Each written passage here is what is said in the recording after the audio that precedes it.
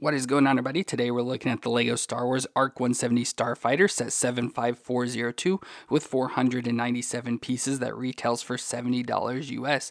So we get another cool ship here, a part of the Clone Wars, so always nice for that. Of course, we see this more in Revenge of the Sith, and that's mostly what this is based off because we do have Plo Koon's Starfighter down here on Cato Nemodia. So awesome to have that, but again, it's labeled as more from the Clone Wars, but looks pretty cool. So we get the ARC-170 that we've had before in the past, but have it now again in its more modern updated design where they've shrunk it down a little. So again, unfortunately, we pay a higher price for a smaller ship, but overall I think it looks pretty decent. We get 4 minifigures with the set, so we get 3 clone pilots. Of course, we get Oddball, Jab, and then a normal clone pilot, as well as an astromech droid R4P44 to go along with it. So overall looks pretty decent from this angle. Again, I love the background with them being on Cato Nemodia there, and then we can switch it around and see, of course, the functions of the ship. So we get the S-foil wings open and closing, we get the spring missiles on the bottom of the wings, and then we have the 3 pilot sections, so where all 3 can sit with the droid in the center, and then just sort of set up. Love how we get like Oddball down here sort of loading up the missiles and everything. So just looks pretty decent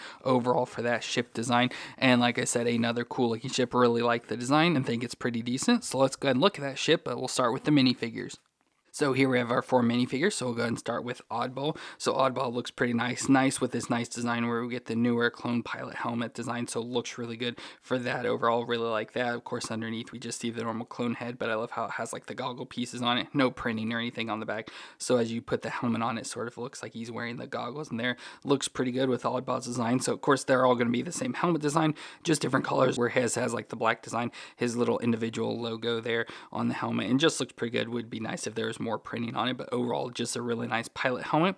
And then we get just the pilot outfits, so the mostly all gray like bodysuit, you know, for being in space, but we get like the white vest over the top with the attached breather, so it attaches up to the helmet, allowing it to breathe there. Now unfortunately they will all have the exact same like rankings and insignias, though it'd be nice if they were individualized. And then we get the gray pants going down into the white boots, whereas white gloves, and they'll all come with the little blaster pistol there as well. But overall looks good. Like I said, the only difference with these is the different colors, and of course in the movie we hear Obi-Wan specifically say Oddball, so we know that's a named one that we get. Then we also get Jag, which looks pretty good as well. Of course, can be almost exactly the same. Get the same helmet, just with blue this time. It's getting a lot of nice blue designs on there, which looks pretty good. Love that blue on there. Almost looks like it'd be a part of the 501st. But again, same pilot body and all that sort of stuff. So nothing really new or anything. It comes with the little pistol. And very similarly, we just have the clone pilot. So it looks like all the others. He just has a different helmet design. So with the red and yellow there. So, you know, the helmet mold's the same, just the different colors and all that. So it looks pretty good with that design. You know, I think that's kind of like the generic clone pilot design, and again has the exact same outfit, so nothing new going on with him. Comes with the little gun as well, and overall looks good. So again, just another pilot to throw into our ship to help fill it out. And finally we get our astromech droid of R4P44. So again, just a normal astromech sort of body, just has the dark green colors on it, so the all dark green head there and some dark green colors there on its front panel design. And again, just printed on the front, nothing on the back.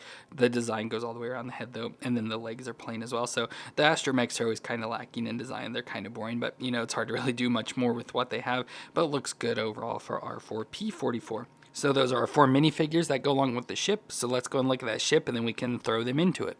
So here we have the ARC-170, which stands for Aggressive Reconnaissance 170 Starfighter, which are designed for battle and travel through deep space. And overall looks pretty good. You know, looks like the ones we've had in the past, which looks nice with Republic colors of like the maroonish red and white, and then throw in some of like the lime green sort of colors. So we get some on the wing there, and then some on the front here as well. So it looks pretty good overall. Has a nice like profile to it. Nice that especially like in the front here, they tried to, you know, plate it as well as they could. So you don't see really any studs, just a little here on the side, and that's what we get for most of it, just some on the wings as well. So they did a really good job covering that up, and overall looks good. So like I said, we get the 3 sections to stick our pilot. So we get our main pilot and then our co-pilot. We get the engines on the side, so we have 2 ion turbine engines, so nice big engines there that go to the back. Love how they have the little pieces for the like exhaust whatever come out of them. We get all sorts of different guns on this. So we get 2 laser cannons under the wings, we get 2 blaster cannons on the rear, so the blasters and the laser ones. So we get those normal looking guns there, but of course we also get the spring-loaded shooters there,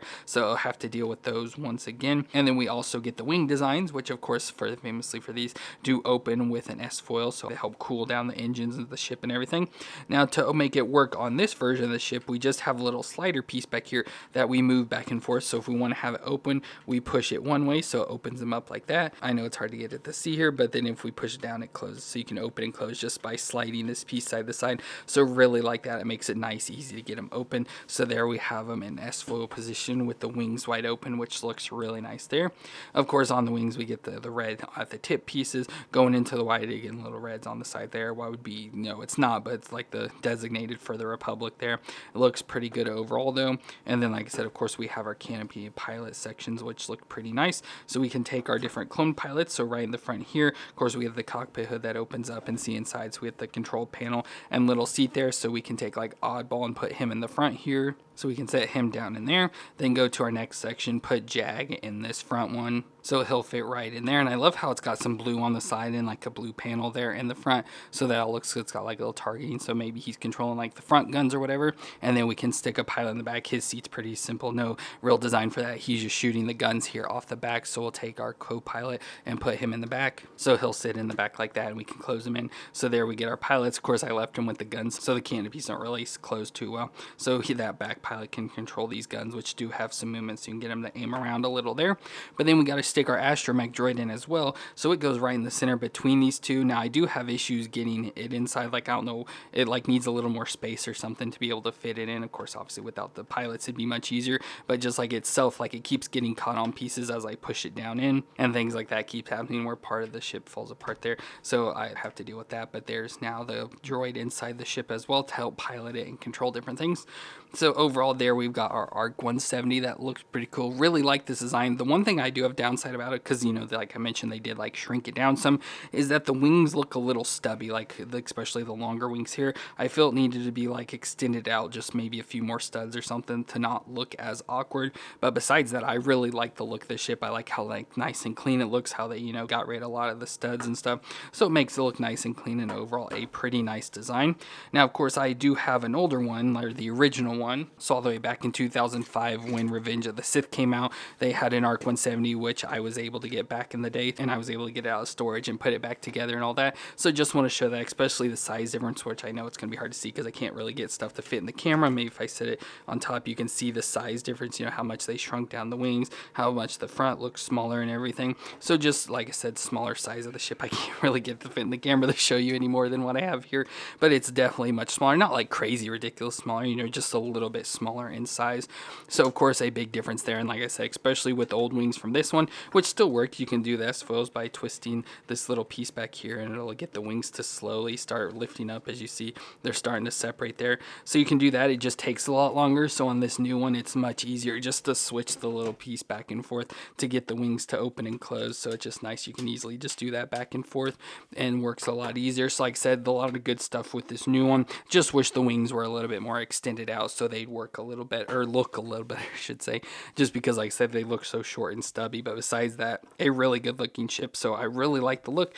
But as I mentioned, you know, the price could have been a little bit cheaper because, you know, pretty high price, especially for all you got back in the day for that bigger size ship. But overall it's still pretty cool. Like I said, I really like this design, so this would probably definitely be the ARC-170 I want for my collection.